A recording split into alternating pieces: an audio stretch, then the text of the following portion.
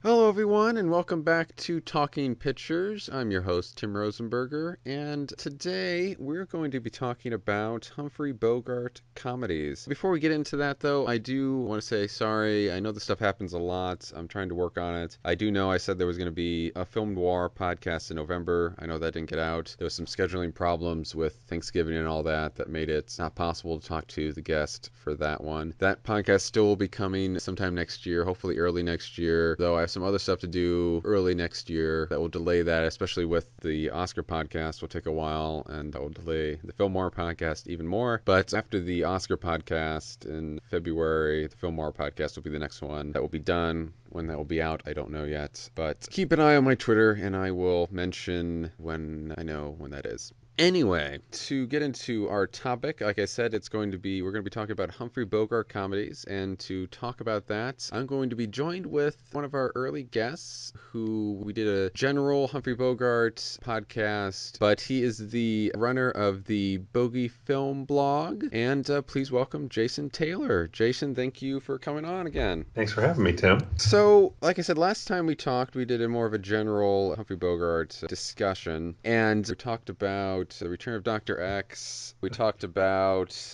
I think it's All Through the Night was the name of it, and we talked about, the one that starts with an S that I'm forgetting the name of. Circo, maybe. Circo, yeah, we talked about that. Yeah. And out of those, none of them, the only one that was really comedic at all was All Through the Night had some kind of comedic elements to it, even if it was partially also a drama, thriller, war movie type thing. At least on purpose. I think Dr. X has a lot of unintentional comedy. Oh, sure, certainly. And we did talk about, and one reason I wanted to do this is I think in the podcast, I think it made it in, that we did talk about a little bit about Humphrey Bogart and his comedy chops and a little bit vaguely about his forays into comedy. And I was wondering, do you remember the first of his comedies that you saw and what you thought of it? Oh, that's a good question. He always had a pretty good element of comedy in all of his movies. He had a real dry wit on screen, but probably the first full-out comedy I saw was probably It All Came True. He'd done a whole string of B-gangster movies where he'd been a pretty stereotypical tough guy gangster, and then one of the directors he'd worked with a lot, Louis Seiler, kind of spoofed his own gangster movies, put Humphrey Bogart in as a gangster in a kind of a romantic comedy. That was probably the first one I saw, I think. But that's a good question. I'm blanking on which one, if that would have been the first one I saw or not. But there's so many of those early ones I saw, Casablanca and... Not that Casablanca is really a comedy, but it does have some comedic lines in it. Some actually very funny ones, too. There's only a few really early, really dark dramas where I don't think he worked any comedy in whatsoever, just because the script didn't allow it. Like a movie like Black Legion, and it's anti-racism tones. I don't think there's really... Well, now that I say that... But so, he obviously could do some really dark stuff, but as we've said, he implemented comedy in a lot of his films, and again, I think he did it surprisingly well. I think people who maybe look at Bogart, the kind of stereotypical idea of him as this kind of hard-boiled, cynical detective type person, or all those adjectives, but no detective. They don't necessarily think, oh, he's going to be funny every now and then in these things, and he's not only going to be funny, but he's going to be genuinely funny. Like, I think you mentioned it in the last podcast, there was a line in Casablanca where Bogart's character has with Conrad Veidt, who plays the Nazi in the movie, where Conrad Veidt says he has this dossier or whatever on Humphrey Bogart's character. And he's vaguely going through some of the things that the Nazis know about Bogart's character in that movie. And Bogart then just kind of leaps through it, and he has the great line, "Are my eyes really brown?" Yeah. Which is just... It's genuinely funny. And again, I don't think something you would think that he would do. And so I'm almost surprised he didn't do more comedies, really, because he's very good at it if he has good writing for it. He started on Broadway as a romantic lead and did a lot of comedic romantic leads. It said in one of his biographies he considered them all the tennis anyone parts, where he always played a young college-age guy who'd bounce into a scene and say tennis anyone in a sweater, and was always kind of the romantic foil in a Broadway play, or the young, handsome comedic guy in a romantic comedy. And then, flirted with that a little bit at the beginning of his movie career, but kind of got cast in the darker gangster roles right away because that was kind of what was big in Hollywood. And then pretty much got typecast as a gangster or a convict, or he played a lot of cops or DAs early on too. So I think it took him a while to break out of that. But I think in a lot of those early roles, some of that shines through a little bit. And I think, especially in this day and age, you look at him and he wasn't physically what we would think of as the young, handsome comedic lead. And you watch a lot of movies back then and you might look at the leading actors and think, boy, that's not a conventionally handsome guy, but not compared to what we would consider handsome or funny now. But I think he just kind of got lost a little bit in stereotyping towards the beginning of his career. So that might have hurt him too, that he wasn't really the person maybe people would think to cast in comedy films necessarily. Do we know if behind the scenes, was he kind of a jokey or kind of would he be somebody who would crack a joke often? So would he have that side to him that he could maybe use in films when the comedy stuff came up? Yeah, there's a lot of anecdotes of him horsing around behind the scenes, and probably to a fault. He would often apparently push things way too far. A lot of practical jokes. There's a lot of anecdotes about him and Peter Lorre on film sets, passing the time by usually messing with the director or messing with other actors, messing with producers from the studios who came by. He apparently had a pretty body sense of humor and wasn't afraid to make women in the room a little uncomfortable at his jokes. But, at the same time, I think there were a lot of people who really loved that about him too. A lot of the people, I guess you would say, who could give as well as they could take. I think about a lot of stories with him and John Huston or the aforementioned Peter Lorre. People who enjoyed that kind of harder sense of humor would always jump right in with him. But there are also quite a few stories about him making people mad enough that they slapped him or walked away or didn't want to have anything to do with him. I'm even thinking of the one time he got into some legal trouble in New York City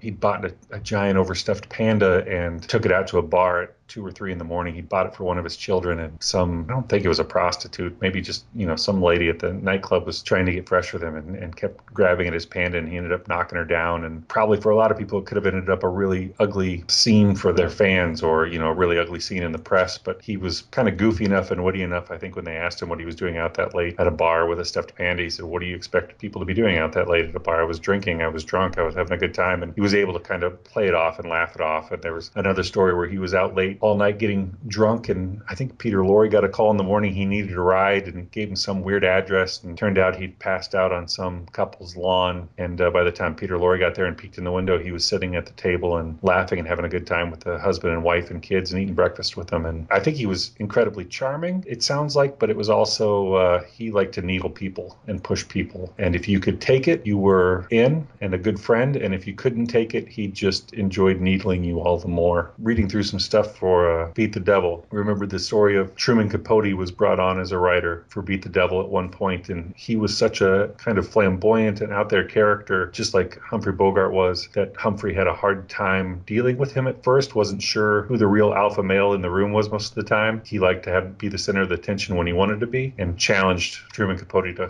some arm wrestling matches and then a full-out wrestling match in front of everybody, and got beat every time thoroughly by Truman Capote, and that instantly made Truman Capote the greatest guy in the world to Humphrey Bogart, and they immediately became friends. And he had nothing bad to ever say about him. But a lot of people, if you'd been wrestled to the ground by a brand new acquaintance, would probably have walked away with a pretty bad taste in your mouth. But I think he was just aggressive humor would probably be a good way to put it. He was aggressively goofy, aggressively funny, and almost to the point of mean, a lot of people thought. I read that story about Capote too, and I was kind of surprised by it because I don't usually think of Truman Capote as somebody who's physically dominating in not at all. In any way. So that really surprises me. But I guess it kind of reminds you how small in stature Bogart actually was in real life.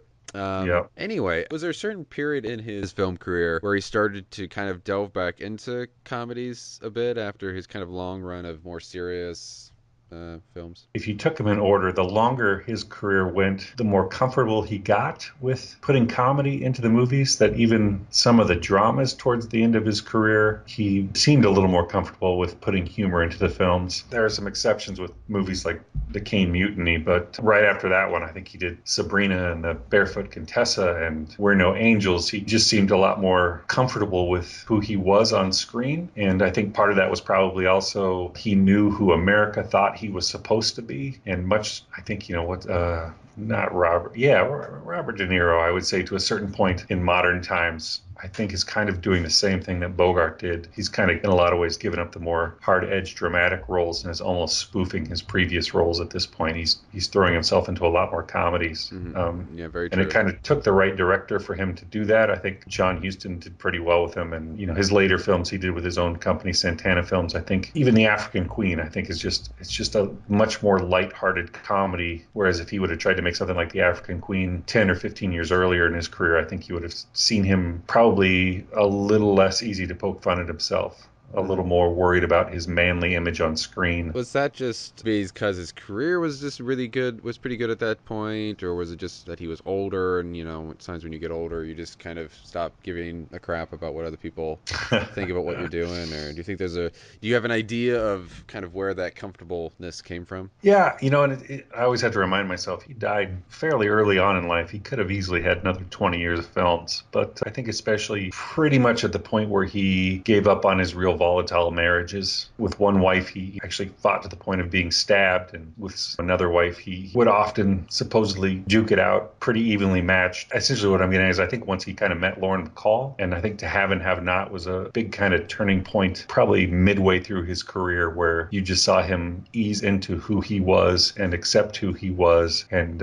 start to reflect that a little bit more in film. I think he just kind of matured as an actor at that point. I think it was just a matter of him settling down in his personal life a little bit, and I don't think he necessarily stopped the late night party going and all that stuff as much, but maybe just accepted who he was a little more on screen. And I also think he kind of got to the point where he had a few major hits and was able, I'm trying to remember what the quote was. He used to say something to the effect of he was making enough money he could tell Hollywood to stick it whenever he wanted to, and he kind of went from begging from role to role to being a real thorn in the side of a lot of movie studios, especially Warner Brothers, and just refusing to do roles he didn't want to do anymore. Yeah, I think he wanted to spend most of his time on his boat with his wife and his kids, and it really took something special to get him to go do a movie. Do you think he would have done even because I was thinking about this too, because it's weird sometimes when you look at film actors who died young. He wasn't a young man, but he was only 57, so he could have lived a lot longer. But it's interesting when you look at actors who have died young and you try to imagine them in other eras of film. Like one I thought about quite a few times was Colin Clive, who was in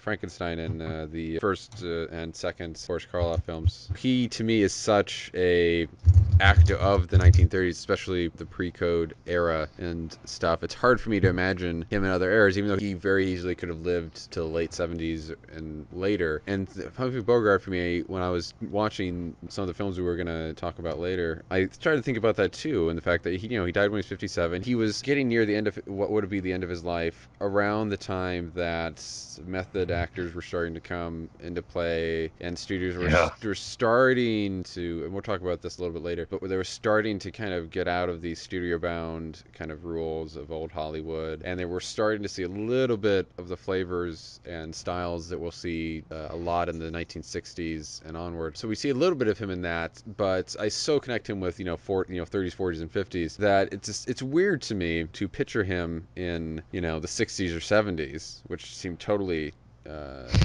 just different from what's his style and the type of films he would make. But I guess my question would be to you, after saying all that, is do you think he would have, especially I guess considering what was coming in the 60s and 70s, do you think he would have maybe kept up with the doing more comedies and stuff, and maybe not being as pigeonholed into the dramas that we know him more for, like Maltese Falcon and stuff? Yeah, it's hard to tell. From what I've read about him personally, I think I almost wonder if he wouldn't have kind of gone the Marlon Brando route of just almost disappearing. I think he just kind of soured on Hollywood, especially after his own production company didn't necessarily explode and take off in popularity the way he'd hoped. I think the movies they did were good, but they weren't necessarily super popular and huge money makers. I kind of have a feeling he probably just would have started spending more and more time on his boat and less time in Hollywood, to the point where he probably would have just started cameoing in things. And, especially after his Oscar in The African Queen, it's hard to say he's slowed down because he still had several movies a year till the end of his life. But I think he was done trying to prove anything other than he got what he wanted. Yeah, he definitely those last 4 or 5 years didn't feel like he owed Hollywood anything, and so he was only going to do things that interested him. On the whole method actor thing, I don't know if you've seen The Harder They Fall, the boxing movie. I know, I very much, that's one of his films I really want to see. And I think you mentioned in your review, if I remember correctly, that at least one actor in there that is method acting. Rod Steiger really, really is chewing the scenery like crazy, and it's so much fun to watch that movie and just watch. You can just see in Bogart's eyes, you can just about imagine what he's thinking every scene he's with Rod Steiger, and it's very much like watching two men box with very different styles. You just see Bogart just laying back and letting him explode, and then he just swoops in and very calmly says his lines, and with a lot more power sometimes than Steiger had. And Steiger does an excellent job in that film. But yeah, I was just thinking a couple months ago, I was watching The Rockford Files and thinking about James Garner had a similar style of acting to Bogart, and he really didn't hit his stride in films until 70s and 80s. I think there definitely was a place for that older style Hollywood acting. So I think he would have been just fine. But I do think it would have been probably odd to see Bogart in films with a lot of those younger method guys. It was just a style of clashes, or a clash of styles. So. Yeah, well, and especially, too, and this I think will lead into the first film we're going to talk about here, because we're going to talk about two comedy films that he did that you recommended that stood out to you. But I think especially seeing him in movies like that really started to get into filming on location and stuff. Like the first one that comes to my mind, just because I like that film a lot, is The Panic in Needle Park with Al Pacino, which is filmed entirely in New York City, on location in New York City. Just picturing him in that, because again, it's part of the kind of flavor of the kind of films he would do, where you just picture him in a studio set. Trying to think of him in this very kind of realistic, gritty location shoot, to me, just seems very odd. It'd be like seeing the Pope at a strip club or something. It just seems very, it just seems totally out of place. So that would have been he spent so much time on what were very clearly backlot sets right around World War II, where they were limited on money so badly that they just started making more film noir movies just because they were much more cost effective. There's a certain, which I think gives a movie like Beat the Devil a little more flair for him, because he's on location the entire time. There is something strange, almost seeing like a wild animal out in the wild, or out in nature versus in a zoo. Trying to watch him in a film that's in color and having to kind of reconfigure your brain for a second and go, okay, this is normal. I can handle this. Mm-hmm. It's not an old black and white, clearly Hollywood set. But well, you mentioned it, and we'll get into that. The first one we're going to talk about is Beat the Devil, which was made in at least came out in 1953, directed by John Huston, who obviously directed Bogart and Maltese Falcon. And it was based on a novel of the same name by a journalist called Claude Cockburn. He wrote it under the pseudonym James Helvick. And the screenplay is credited to, I believe, Huston and Truman Capote. Capote wrote the script as they were filming. I'm surprised the film is actually as put together as it is, considering that. And it stars, I'll just list some of the actors. It stars Jennifer Jones, Gina Lollobrigida, Robert Morley, Peter Lorre, and other people who I won't go down the entire IMDb list here. Since I am terribly rubbish at doing brief plot synopses, could you maybe tell people a little bit about what the Beat the Devil is about? Yeah, so this is one of those comedies he made with a director that I guess was kind of on his short list. He had a couple directors that were on his short list that he told the movie studios, if you hire this director, you get automatic approval from me. You don't have to worry about script or anything else. If you get this director, I'm in. And he and John Huston had not only worked on numerous movies that Huston had directed, but some that Huston had even helped write that were pretty significant early on in his career, like High Sierra. But it's essentially a film about four crooks, one of them being Bogart, one being Robert Morley, one being Peter Lorre, or five crooks, I think, in total, that are stranded in a Ravello, Italy, trying to get to Africa to swindle some uranium land. They mentioned uranium is hitting it big on the world market, and they're trying to get there to work their way in and maybe not so legally purchase some uranium land. And they meet another young couple, Jennifer Jones and Edward Underdown, and they're on their way to Africa as well. on a vacation, and they get stuck in Italy, and just kind of the goofy hijinks that happen between these inept crooks and this young couple as they're trying to patiently wait for their boat to take off from Italy to Africa. It's definitely a movie where there's very few, if any, Hollywood sets. Almost all of it seems to be done not only on location, but right outside in cafes and on the street. And, I think the most obvious sets are probably the car rides where they're green screening through the window. But the setting is definitely one of the big stars of this film. And part of me wonders how much of it was just an excuse to take off to Europe and drink with John Huston. Yeah, that was one of the things that surprised me about the film the most, was that, again, and I keep bringing this up, but I just find it really interesting, seeing Bogart in natural lighting Yeah. is very just weird for it probably shouldn't be weird, but I just found it very weird to see. But yeah, there's a lot of location shooting, and it was always weird in certain points where, because in the film, and I won't go too much into detail about it because it's near the end of the movie, but at one point when Bogart and the gang kind of captured by a group of people, and it's weird because you're almost like seeing these kind of, at least in terms of Bogart and Peter Lorre and some of the other people, you're almost like seeing these Hollywood actors. It's almost like you're seeing them captured by real people almost. Yeah.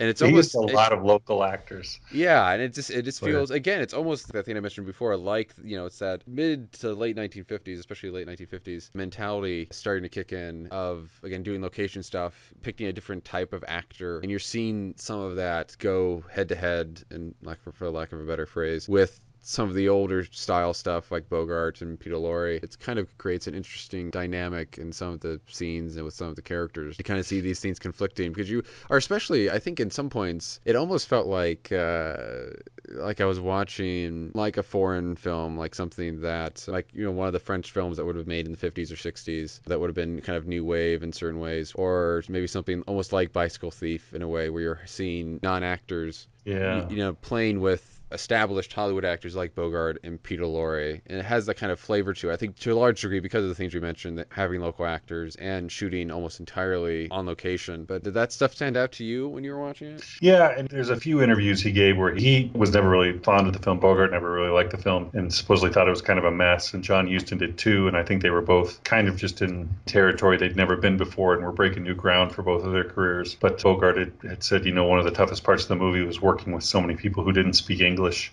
especially when they were in Italy, not fully understanding the culture, not actually even fully understanding some of the actors he was in scenes with. And there are a few scenes in that film. I think of one car ride in particular where he almost seems kind of rushing through his dialogue or just throwing it out offhandedly. I think it's probably a lot more coherent than it deserves to be after reading a few behind-the-scenes articles and books about it. I think it's a great film. I don't think it's nearly as bad as what he or John Huston thought it was, but it's pretty clear when you're watching it that I don't know if he's in and out of character. I don't know if he was ever fully in character. It's one of those films that I think you're probably seeing his real personality shine pretty clearly through most of the film. I don't know if you can even say he's really playing a character. Well, I think it's as much as he's playing a version of himself. Yeah, I think you can almost say, because I can think about this when I went abroad, or maybe anytime when you're kind of in a new kind of world that you're used to, you try to do some of the things that you usually do to kind of help make yourself be comfortable and kind of that are kind of part of who you are. And then when that stuff doesn't work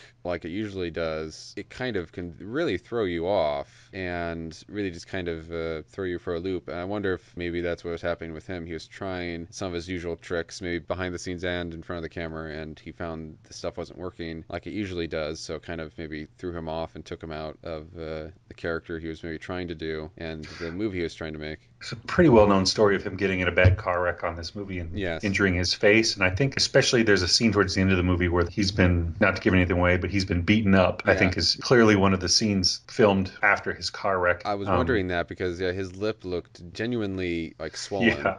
Yeah, and supposedly they did some earlier scenes, but they kept a really good secret of which scenes he was injured for. And, there's this story that Peter Sellers supposedly, that he was brought in as a very young actor because he could do a really good Bogart impression. And he dubbed a lot of lines for Bogart in that film for some key scenes because Bogart's face was just a little too puffy. So part of me wonders for how much of that movie he was maybe injured, adding into being in Europe, being at a point in his career where this was one of those movies where he, as much as he and John Huston loved each each other. At this point in his career, if a movie went even a day over schedule or had a long day that went an hour over schedule, anything that wasn't quick and to the point, he was apparently pretty feisty. You're wasting my time. I want to get back to my boat. I think this was even one of the films where he was trying to get back to a big boat race and wasn't able to make it because he was stuck on set filming Beat the Devil. So I just think, I don't think he was fully mentally invested in this film. But, you know, at the same time, you look at Peter Lorre, I don't think you could really differentiate the character he plays from his character in real life either. I think Robert Morley may be about the only person in this film who is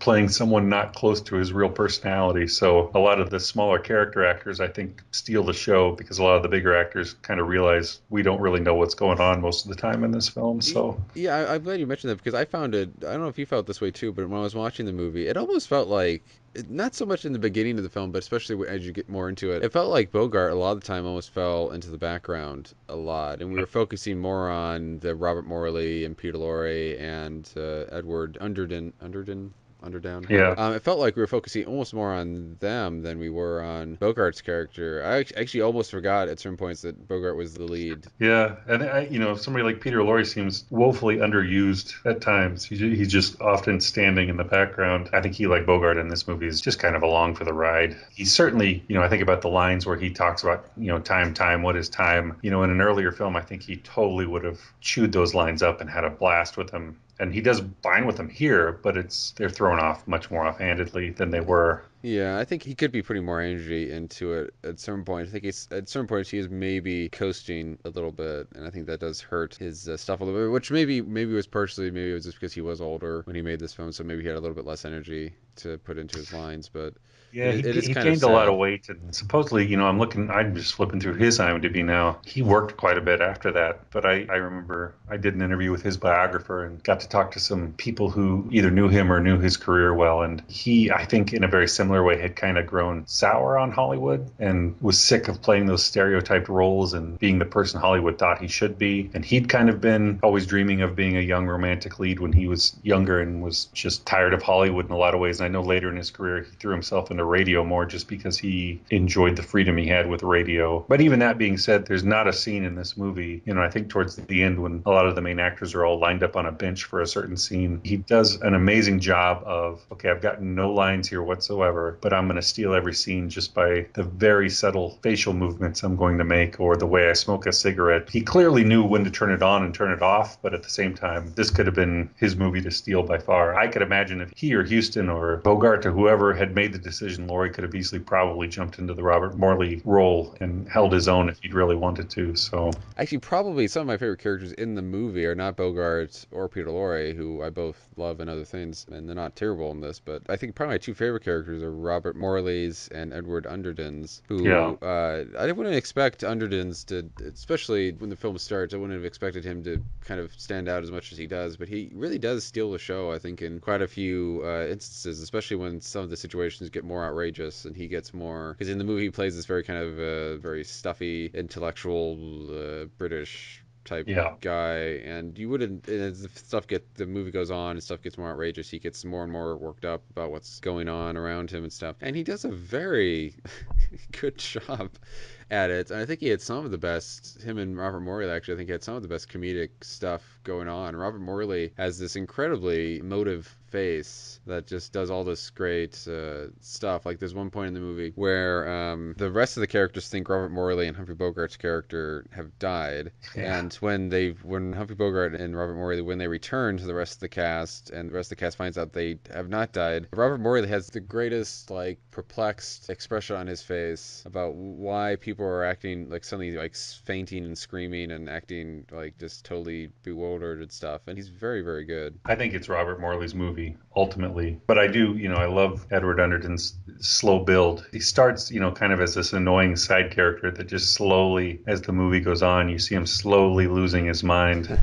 Not to spoil anything, but it has a great payoff Oh, it at the does. very, very end of the film. But yeah, you start almost despising the fact that he's in the scene because he's constantly nagging and bringing down Jennifer Jones and Bogart. And then the longer it goes, the more they get the upper hand on him, the more satisfying it gets until he kind of explodes towards the end. So John Huston and the next director we're going to talk about for the next one we're going to mention here in a little bit. John Huston, I don't think of him as a comedic director at all, because he is obviously most famous for the more dramatic films that he's done. Do you think he was suited to directing and co-writing comedy like this? No, I think I remember reading that this was kind of a big jump for both he and Bogart at the same time. They were both, Bogart was taking a much bigger role in producing and working behind the scenes on films at this point. I think they were both really breaking new ground in their own careers and messing around. I think looking at the film now, especially knowing Capote wrote it and being able at certain points in the film to hear lines and say, oh man, that sounds a lot like Truman Capote. That had to be one of his lines. I think they were probably ahead of their time at this point. If somebody wanted to make a case that this was an early precursor for Coen movies, I would not be able to argue that. There's just there's an element kind of that, yeah.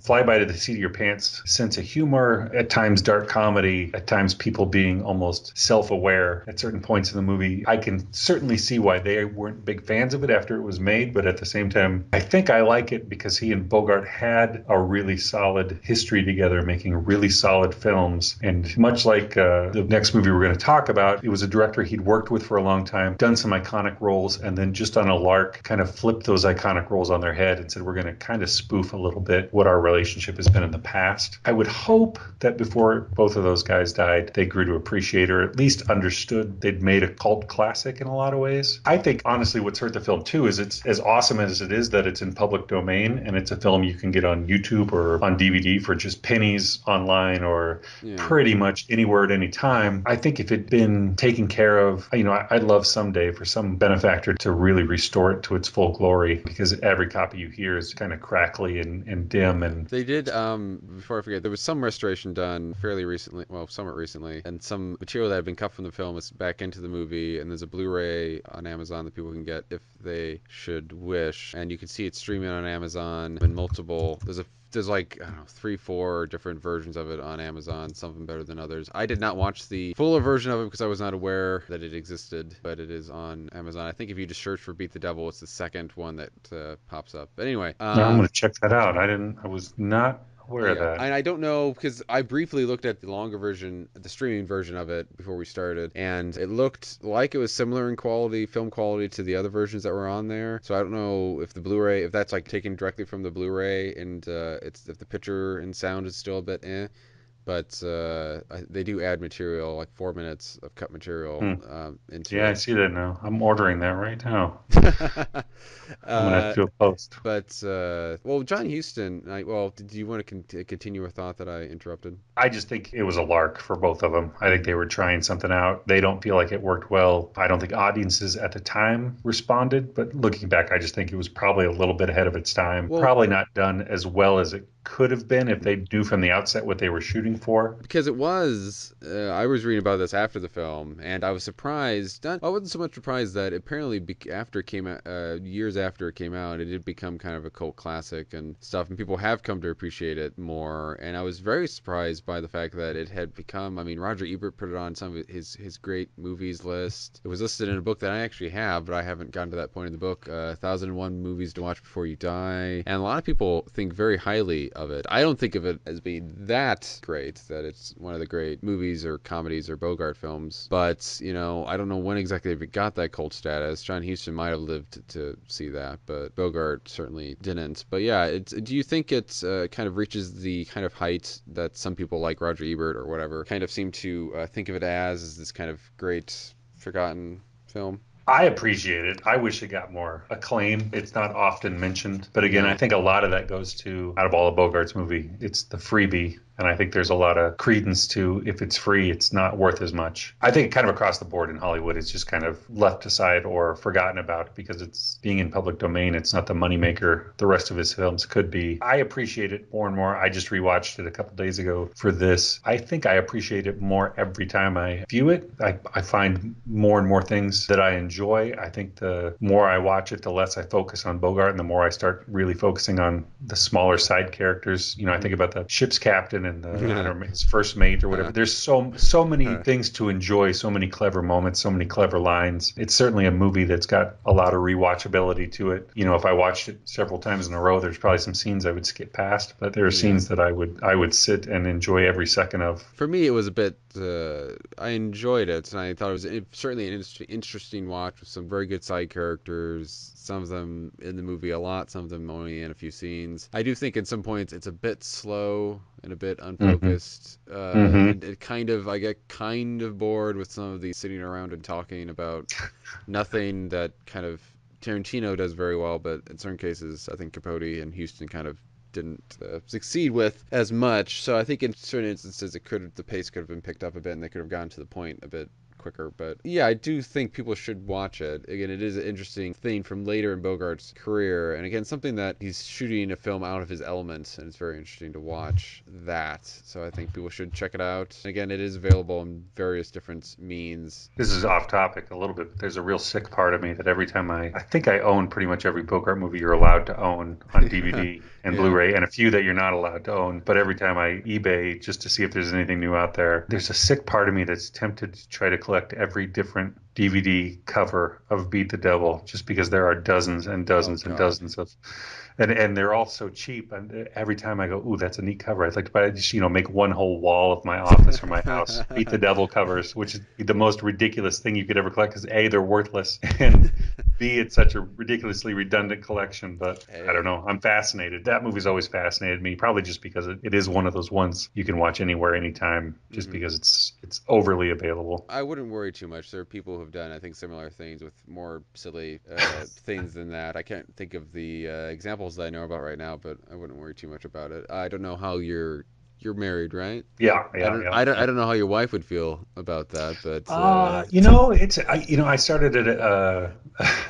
an Iron Man figurine collection a few years ago that's gotten incredibly way out of hand, especially considering how much money I make a year. But she's pretty tolerant of that. I think she's probably more tolerant of Bogart than she is of Iron Man. as a side thing, real quick, I don't want to spend we can't spend too much time on it. Is she into his films very much? Considering you've watched, I think, basically everything he's done. No, okay. And I'm pretty choosy on if I'm going to make her watch a Bogart movie with me, which ones I'll have her watch. Ones that I know she can relate to or latch onto. She's probably definitely in that camp of human beings that has a tougher time with classic film, black and white film. Mhm. For me, it's been interesting to show her certain actors Bogart worked with just to get her take on them. I know when I was going through Edward G. Robinson films with Bogart, she really had a weird fascination with him, just watching him on screen and asking questions like, why was this guy ever popular? Or how could you look at him for too long? Or, and then slowly kind of coming around and enjoying him as an actor. She's probably more of my litmus test of what the normal human being who's not overly into classic films thinks. But she's much more of a modern film fan than she Yeah. is a classic film fan. Yeah. My wife is, I think, a bit more tolerant of them. I mean, she watches a lot of stuff with me, but I'm definitely more into the stuff than,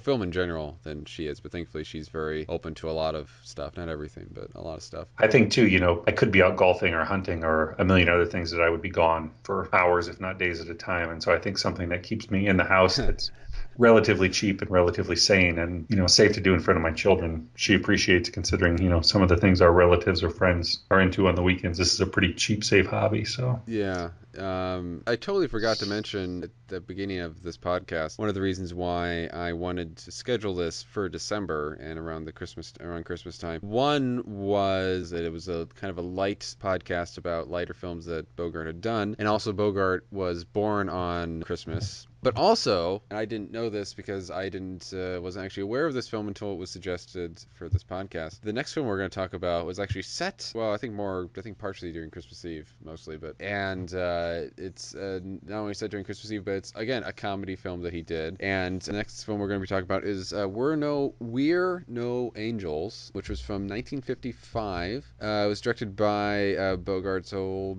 director buddy, Michael Curtiz. Obviously starred Humphrey Bogart, Aldo Ray. Yes, Aldo Ray, and Peter Ustinov. Also has Joan Bennett, Basil Rathbone, and I think those are the main people are going to be aware of. Again, why don't you do the honors of the plot synopses for this. Bogart and Aldo Ray and Peter Ustinov are three escaped convicts from Devil's Island who end up in this little French-run village trying to escape or stay out of the sight of the law while they're trying to get on a boat to escape. And they kind of fall in with a family who runs a kind of a five and dime shop, and clothes, food, sundries. Yeah. Sundries is probably where they run a little sundry shop. Yeah, and they're mainly looking to get friendly with them just long enough to steal, I think, mainly clothes from them so they can then get on this boat without raising suspicion. And then anyway. I think I summed it up on Twitter the other day as three sociopaths escape prison and help a young woman fall in love. Yeah, that's kind of the thing of it, where they kind of fall in with this family and start actually liking them, end up not really wanting to screw them over because they just feel they're criminals, but they would feel terrible about stealing from these people because they turned out being so kind to them. So they kind of help this family who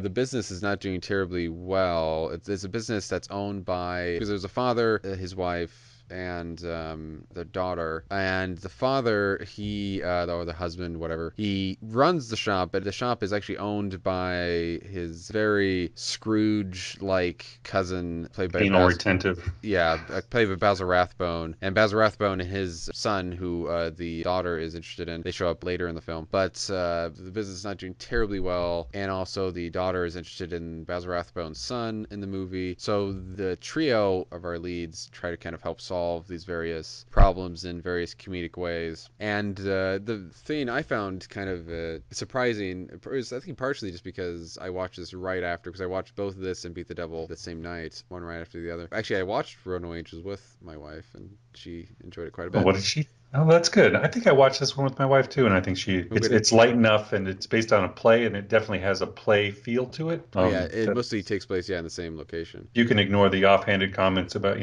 Aldo Ray being in prison for assaulting a woman and Peter Ustinov murdering his wife. Yeah, strangely enough, the murdering doesn't bother me as much, but especially so lightheartedly. Yeah, I mean, in this day and age, some of the stuff especially Aldo Ray, is suggested to have done is a bit uncomfortable, but they thankfully don't talk about it enough that I could still, and he's still, I always hate to say the word sweet because he is still, a convict, but he is sweet enough that you can kind of forget about it. But we'll get into that in a second. What I found surprising was, because I had watched Beat the Devil, which, like we mentioned, is not in the best of shape in a lot of the versions that you'll see online. And then I watched this film, which is, in color, it's in VistaVision, and it just looks fabulous. Ignoring all the other stuff of it, it looks really nice and really high quality, and I think it's one of the few, because I was thinking about this before the movie started and before I even knew it was in color. I was trying to think, I totally forgot about African Queen, I don't know why, but I was trying to think of any Bogart films that were in color, and I couldn't really think of any, so I think this is one of his few color films, isn't it? Yeah, just a few towards the end of his career. I think The Harder They Fall is also in color. Like we mentioned earlier,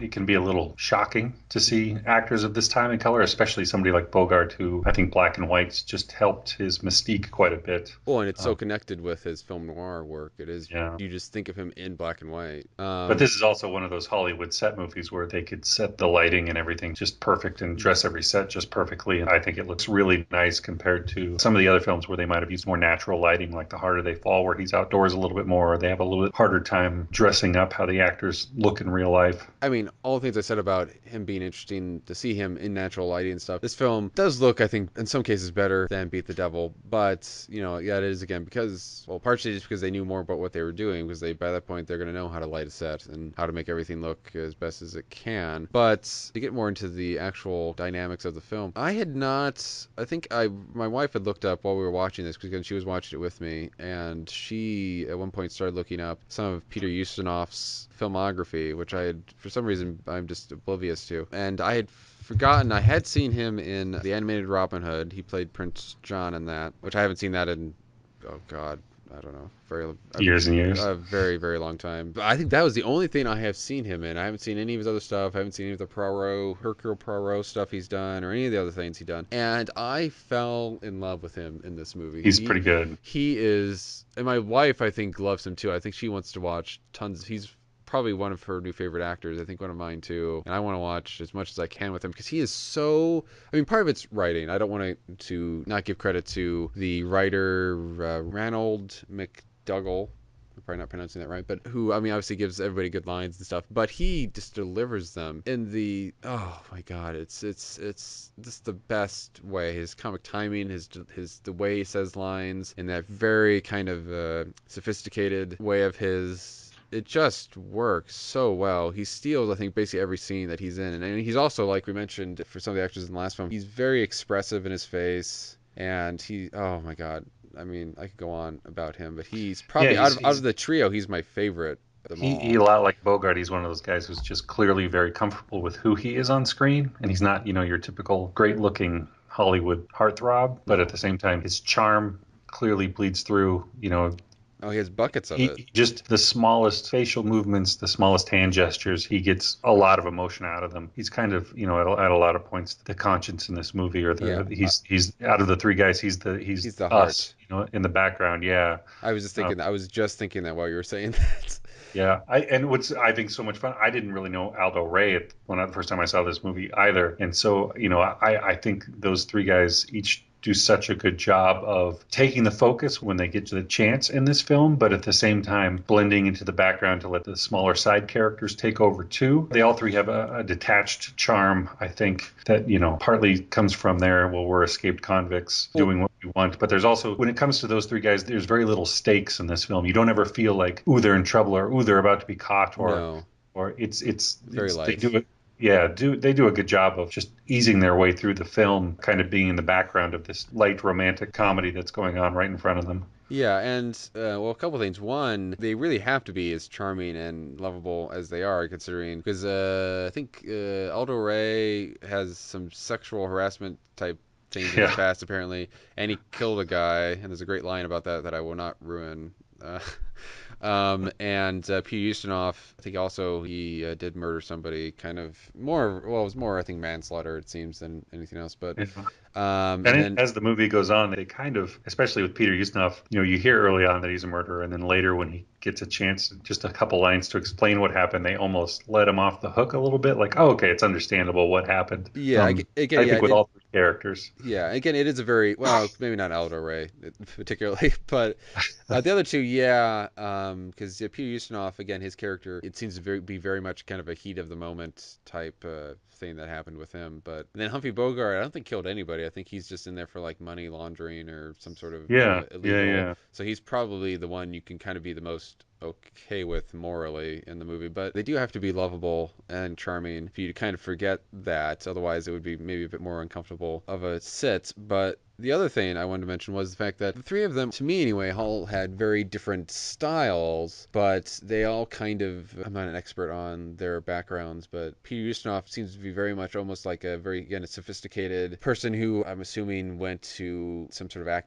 prestigious acting school or whatever. And then, Aldo Ray almost seems to me, I almost saw kind of, not quite, it's not quite this way, but he seemed to be somebody who would be comfortable in kind of a methody on the waterfront type movie. But then obviously Bogart is Humphrey Bogart, who's very classic Hollywood and stuff. So to me, they were very different styles, but they all mesh very, very well. And they never seem to be conflicting with each other or like they should be in a different movie. They all are playing it like they're in the same movie, even though they seem to be approaching acting in very different ways. I don't think a lot has been written about behind the scenes on this film, but it's pretty clear that they liked each other, at least to the point where they're very good at give and take with each other. I think you watch other films like The Harder They Fall, and you see Bogart almost wrestling with Rod Steiger on screen for dominance, but here they're very comfortable with each other, very much set each other up for classic moments and then get out of the way for the other person to take over. Aldo Ray's one of those ones that I saw this movie and I haven't done it yet, but I immediately wrote down and went, I would like to see a lot of other stuff that he's done just to see what his background was or see how he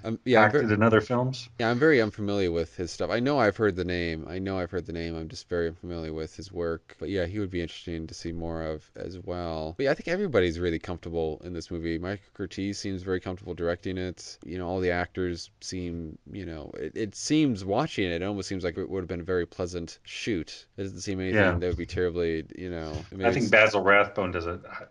Every time I watch this film, I have to remind myself I'm supposed to hate him, but he's so good. Within seconds of being on film, you just hate his guts. And every scene he's in, it's not that I want him gone, or it's not that he's a bad actor, but he's such a good bad guy in this film. You love to hate him. Exactly. Most of the stuff I've seen, because I've seen his Sherlock Holmes films 10,000 times, Yeah. so I'm more used to seeing him in that mode, even though he's obviously very well known. He did much more of the bad guy roles before and after. But yeah, you do love to hate him. And again, like I said, he is very much a kind of a Scrooge type character. Even hell, I think even Scrooge would be taken aback a little bit by how harsh he could be at certain points. There was a line that my wife loved where the daughter is getting really kind of worked up about something Basil Rathbone's character is doing. I forget what it was, but she's kind of yelling at him and stuff. And Basil Rathbone just very kind of dryly and without really any emotion just says, "Your outrage has no monetary value." And then he just walks away. And my wife was like, "Oh, I'm using that. I'm using that." Yeah. Yeah. So he does. You do love to hate him, but he's so wonderful just being this despicable, rude, stuck up, thinks he's better than everybody. So when you see, and it's very funny seeing the three main guys kind of find out that he's horrible and being like, oh, well, we feel bad. We don't really want to swindle these other people that we've grown to like, but we will mess with you. Yeah, yeah. Not to ruin anything, but I think that leads to maybe my second favorite scene in the entire film of when they finally give him his comeuppance. It's amazing. Yeah, we won't go into what that is, but they played very well. And it's written, shot, and just played very well by everybody and timed perfectly. And you love, even though again, these three main characters are convicts and we really shouldn't be probably sympathizing with them, but you just love seeing them just mess with Basil Rathbone and basically try to intimidate him when he's being especially mean and stuff like that. This is a movie that I think I thought of this before, but I kind of always forget about it every time I watch it. But this week when I watched it, I did think the interaction that Bogart and Aldo Ray and Peter Ustinov have is almost Marx Brothers-ish at points, but a very light, almost aristocratic Marx Brothers-ish mentality of almost if they'd been in the Marx Brothers family, they would have been three cousins who were funny, but not as funny as the main brothers were. I have to wonder how much of an influence they were on this film too, with some of the sight gags. And they exist in the world that they're in, but they also at the same time are aloof from it and almost, able to dip in and dip out of the world at any point to mess around and have a good time. I would love to see the original play, or at least read the original play sometime to see how much of that was in the original script on the stage versus what ended up in the movie. But I think it's interesting too. It's kind of mind-blowing to think that the same director did Casablanca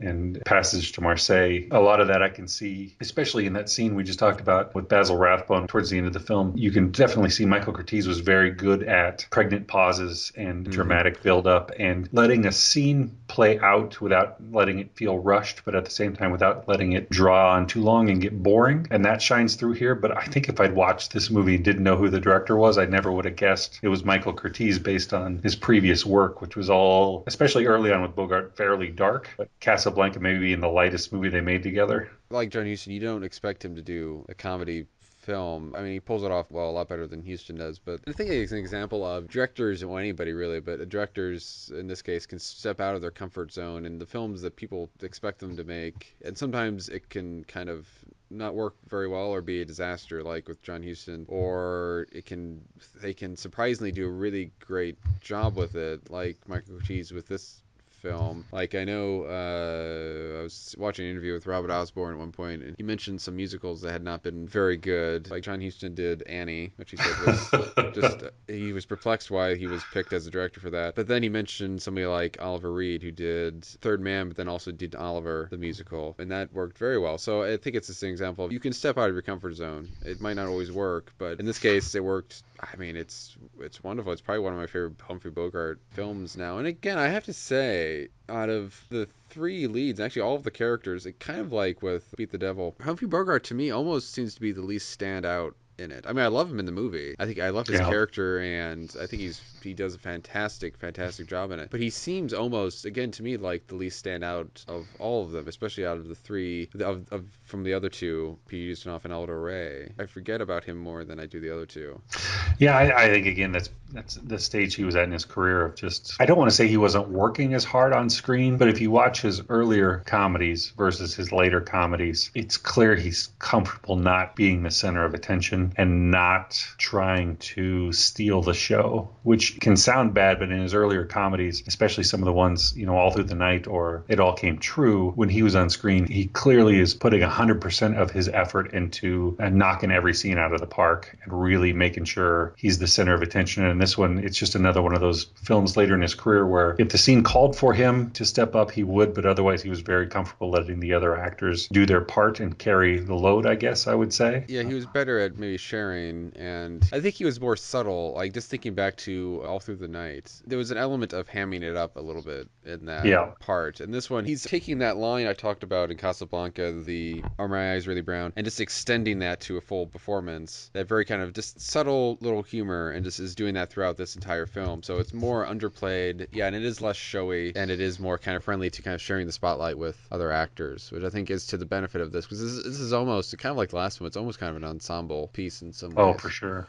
For sure. It definitely, I think I mentioned earlier, has the feel that you're watching a filmed play, especially I'd say for the first 10, 15 minutes before the plot really gets going. And it's definitely an ensemble film where if anybody had tried to take over at any point and kind of dominate or be the center of attention, I think it would have hurt the film in the long run, because even the smaller side actors all get their moments to shine and have their own big scenes. I think that's probably, one of Michael Curtiz's great attributes too, is I'm mostly familiar with his work with Bogart, but, even if you think of Casablanca, the amount of characters in each one of these films, all the way back to Black Legion, the first one they did together, the casts are very big, and Michael Curtiz is very gifted as a director at giving every character their moment to shine all the way through their career. I think I'm looking at, Angels with Dirty Faces, with the amount of kids that are in that film and the way he has to play 4 or 5 leads throughout that whole movie. Virginia City was a pretty wide scope Western with Errol Flynn. He does a really good job with big casts, and I think that probably shows here. This is probably the smallest cast I think he did in a Bogart film, but he's very deft at being able to give every character, every actor their time. So this film, it surprised me. I'm really glad, because my wife was going to watch a film with me last night as we're filming this. I watched these 2 films last night, and she was tired, and she was only going to have enough energy for one film, so she took a nap, and then we were going to watch one of the other films. So I chose this one for the one to show her to watch, which I'm really glad I showed her, because she really loved it. I really loved it, and I was surprised by how much I loved it, because I was expecting, and again, the quality of it, I was expecting maybe a little bit more of a lower budgeted movie and stuff, but it looks very good. It seems to be putting people put time and energy into it, and it became one of only 2 films that I purchased on Amazon before the movie was over, because I was liking it so much. And I did see your thing on Twitter, and I think my wife agreed too. She even said something similar, that I think people should watch it around Christmas time, because it is actually kind of a nice feel-good little movie that people should, I think, check out, that not many people, I think, are even really aware of exists. Well, and it's set in a tropical, or at least much warmer setting, so you often forget it's Christmas, but there are a couple pretty specific. There's a dinner with a huge and beautifully decorated tree in the background. There's a couple very clearly Christmas scenes. I think the whole business with the turkey that Bogart brings in for dinner at one point.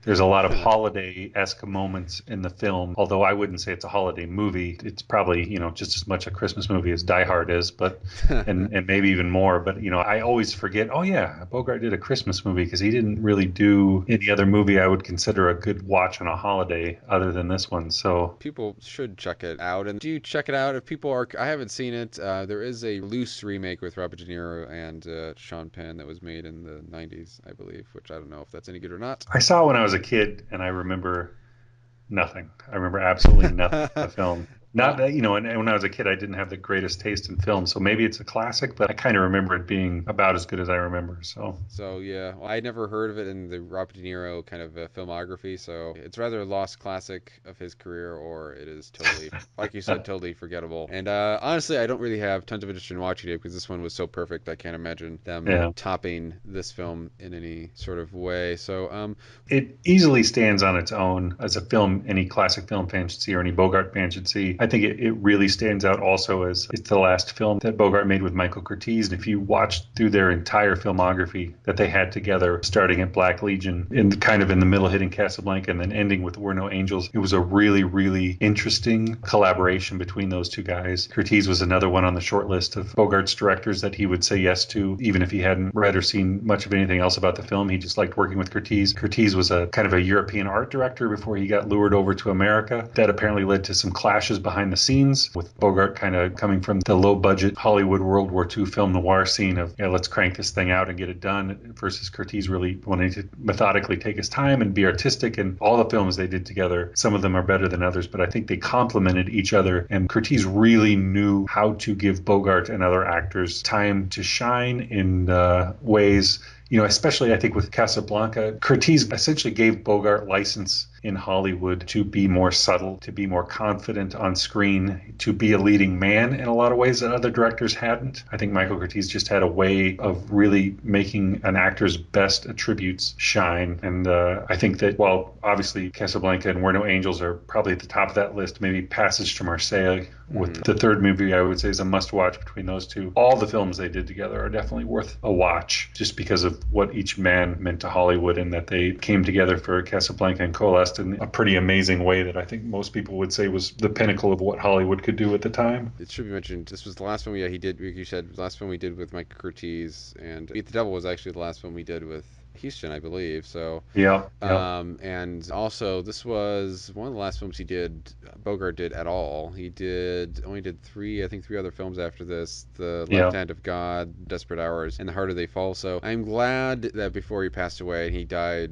like a year and a bit after this movie came out, that he was able to make this, because I think it's a nice little gem near the end of his career that, again, people should check out. And before we kind of end things here, just briefly, would there be any other, I know there were other films that you suggested that we didn't talk about today. Are there any kind of comedy films that he did that you would recommend people to check out? Yeah, It All Came True is one of my favorites. It's one of his first, I'm really going to spoof the stereotype of a gangster that Hollywood gave me early on in his career. I think it's really funny. There's it's a little bit harder to find, but it is on DVD, Swing Your Lady, which is actually a professional wrestling film, which is ridiculous and over the top and really goofy, but at the same time, I've watched it 5 or 6, or I don't know how many times I've watched it. Every time I start watching it, I just get sucked in. Those are probably a couple of my go-to comedies that he was in, but All Through the Night, which I think we talked about last time, is another one of those that's just...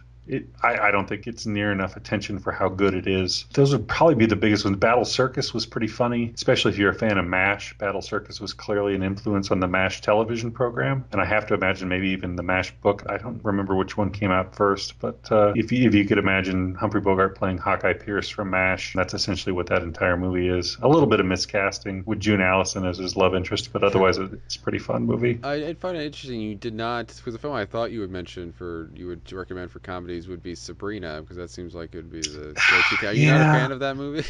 I do. I like that a lot. It's one of the first Bogart movies I ever watched and thoroughly enjoyed. I think, though, the older I get, the less it works for me. And I'm not saying it's a bad movie by any means. I just think it is in some ways miscast. I think he's probably too old to be playing the love interest to Audrey Hepburn. The age difference and if you haven't seen Battle Circus, I think it suffers from a similar problem where there's just not a ton of chemistry between him and the lead. I think there's a lot of amazing scenes in Sabrina, and it's one that I'll watch anytime it's on, or even pop in occasionally, but I don't know, it's probably not in my top 15 or 20 Bogart films, although I thoroughly enjoy it. So I'm probably being harder on it than I need to be. It's okay. I don't know why that one hasn't. I mean, it's definitely better than the remake they did. Harrison Ford, yeah. Who I just showed Temple of Doom to my 8-year-old last night, and the whole time I'm watching the movie, I'm thinking, oh yeah, this is why people compared Harrison Ford to Humphrey Bogart so much. It's probably one of the films that led him to eventually getting cast in Sabrina. But yeah, I don't know. It's a good movie. I would never tell anybody not to watch Sabrina, but I don't think comedically or as many laugh out loud moments as the other ones. I would say it airs more on the romantic side of romantic comedy. Okay, well, we have to wrap up here, but I do want to thank you again for coming on to speak with me about this. I really enjoyed it. I don't know if there's any other kind of areas of Bogart's career besides the comedy and the kind of general view that we've done that we can talk about at some point, but maybe we can if the idea comes to me. But you bet. I'm not nearly as coherent as you are, and I'm coherent. Oh, that's surprising. I didn't think I never thought anybody would call me coherent. I'm pretty fumbly when it comes to talking out loud, so I just appreciate the opportunity to come on and chat about it. And I've had some life changes in the last couple of years with job and things like that, and so I've not given up on the blog. I kind of got the blog to a point where I think it's a pretty good repository for compiling thoughts on Bogart's work and kind of cross-referencing actors he worked with. But it was fun to come back and do this, even though I had to kind of get my head out of the fog a little bit. I've basically spent the last couple of years just enjoying Bogart as nothing more than a fan rather than a journalist or a blogger or whatever you'd want to call it. So it was kind of fun to get my head back into looking at it a little more analytically.